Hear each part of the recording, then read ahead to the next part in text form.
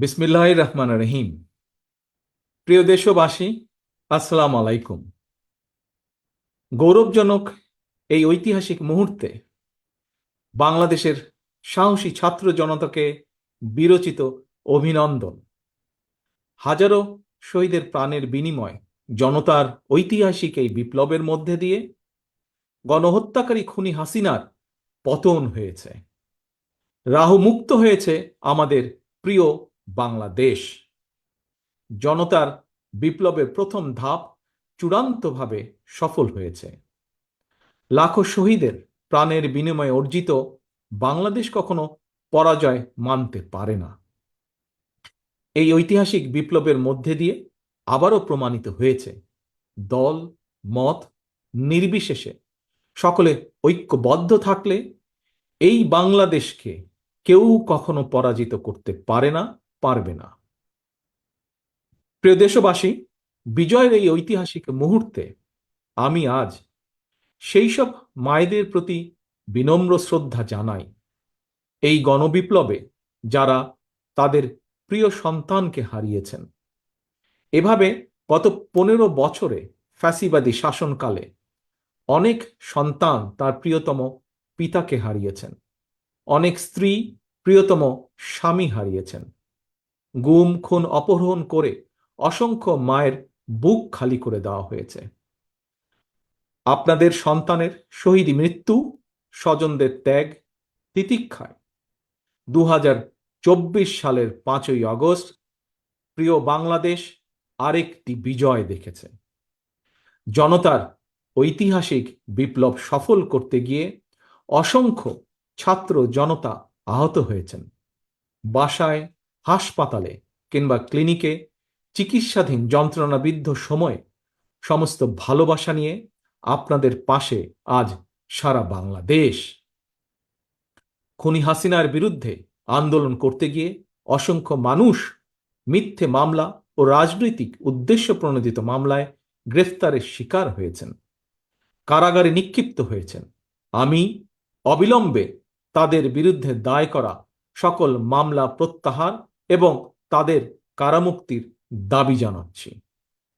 একই সঙ্গে ছাত্রছাত্রীরা যাতে আবার স্বাভাবিকভাবে হলে, হোস্টেলে, ক্লাসে ফিরতে পারেন এবং পরীক্ষায় অংশ নিতে পারেন, আশা করি সেই পদক্ষেপ দ্রুত গ্রহণ করা হবে।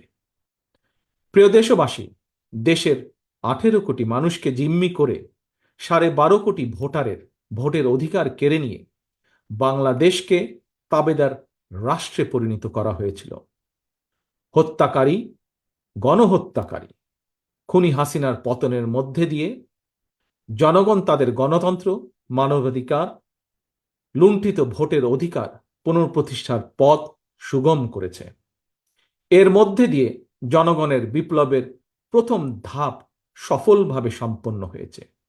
এরপর একটি অবাধ সুষ্ঠু নির্বাচনের মধ্য দিয়ে যেদিন দেশের 12 কোটি ভোটার নিরাপদে নিশ্চিন্তে ভোট দিয়ে জনগণের কাছে জবাবদিহিমূলক সরকার প্রতিষ্ঠা করতে পারবে, রাষ্ট্র, সরকার, শাসন প্রশাসনে মুক্তিযুদ্ধের মূল মন্ত্র সাম্য, মানবিক মর্যাদা প্রতিষ্ঠিত করতে পারবে, সর্বোপরি একটি গণতান্ত্রিক বৈষম্যহীন রাষ্ট্র সমাজ গড়তে পারবে, তখনই জনতার ঐতিহাসিক বিপ্লবের চূড়ান্ত সফলতা আসবে। প্রিয় দেশবাসী, জনতার ঐতিহাসিক বিপ্লবকে চূড়ান্ত লক্ষ্যে পৌঁছতে তাই যথাসম্ভব দ্রুততম সময়ের মধ্যে একটি অবাধ, সুষ্ঠু, নিরপেক্ষ নির্বাচনের আয়োজন করতে হবে। জনগণের দ্বারা নির্বাচিত প্রতিনিধিদের কাছে দ্রুততম সময়ের মধ্যে অবশ্যই ক্ষমতা হস্তান্তর করতে হবে। একটি বৈষম্যহীন গণতান্ত্রিক বাংলাদেশ প্রতিষ্ঠার লক্ষ্যে একটি অবাধ, সুষ্ঠু নির্বাচন আয়োজনের জন্য বিএনপি সহ বাংলাদেশের প্রতিটি গণতান্ত্রিক রাজনৈতিক দল সব রকমের সহযোগিতা করবে। প্রিয় দেশবাসী, এবার আমি আপনাদের কাছে একটি বিনীত আহ্বান রাখতে চাই।